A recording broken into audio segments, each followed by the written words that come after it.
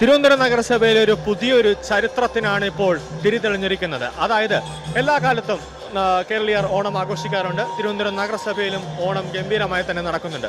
പക്ഷേ ഇത്തവണ വ്യത്യസ്തമായ രീതിയിലുള്ള ഒരു ഓണാഘോഷം, അതായത് തിരുവനന്തപുരം നഗരസഭയിൽ താഴെ തട്ടിലുള്ള ജീവനക്കാരെ മുതൽ അങ്ങ് ഉയർന്ന തസ്തികയിലുള്ള ജീവനക്കാരെ വരെ പരിഗണിക്കുന്ന, അതായത് ഒരു കുടുംബം, ഒരു കൂട്ടുകുടുംബം എന്ന രീതിയിലാണ് തിരുവനന്തപുരം നഗരസഭയിൽ ഇപ്പോൾ ഇവിടെ മേയർ വി വി രാജേഷും അതോടൊപ്പം തന്നെ ഡെപ്യൂട്ടി മേയർ ആശാനാഥിന്റെയും ഒരു പ്രവർത്തനത്തിൽ തിരുവനന്തപുരം നഗരസഭയിൽ BJP ഒരു ആഘോഷം നടത്തുന്നത്. അതായത് മേയർ കെയർ പദ്ധതി.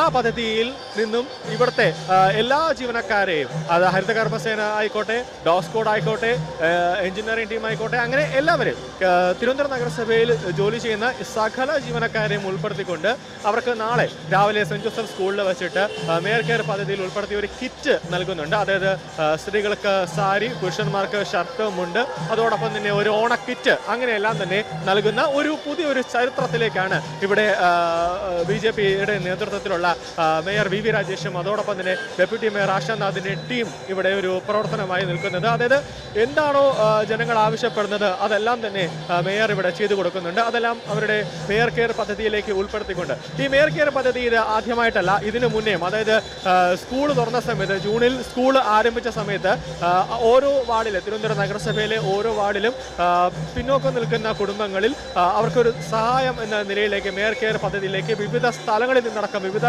സ്ഥാപനങ്ങൾ, വിവിധ വ്യക്തികളടക്കം ധനസഹായമൊക്കെ നൽകി അവർ ബുക്കുകളും അതോടൊപ്പം തന്നെ സ്കൂൾ ബാഗുകളും അടക്കം നൽകുന്ന ഒരു സാഹചര്യമുണ്ടായി.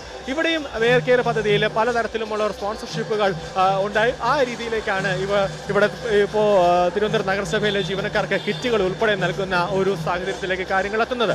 എന്തായാലും ഇത്തവണത്തെ ഓണാഘോഷം എന്തായാലും തിരുവനന്തപുരം നഗരത്തിലെ ജീവനക്കാരും മറക്കില്ല. അത് പുതുചരിത്രത്തിൽ, പുതിയ താളുകളിൽ എല്ലാ കാലത്തും കുത്തിവെക്കാൻ പറ്റുന്ന മേയർ കെയർ പദ്ധതിയുടെ ഒരു ചരിത്രമായ ഒരു തുടക്കത്തിലേക്ക് ഇനിയും തിരുവനന്തപുരം നഗരസഭയ്ക്ക് ഒരുപാട് സഞ്ചരിക്കാനുണ്ട്. എന്തായാലും ഇത്തവണത്തെ ഓണാഘോഷം ഒരു ഗ്രാൻഡ് ഓണാഘോഷം തന്നെയായിരിക്കും തിരുവനന്തപുരം നഗരസഭയിലെ ജീവനക്കാർക്ക് എന്ന കാര്യത്തിൽ യാതൊരു സംശയവുമില്ല.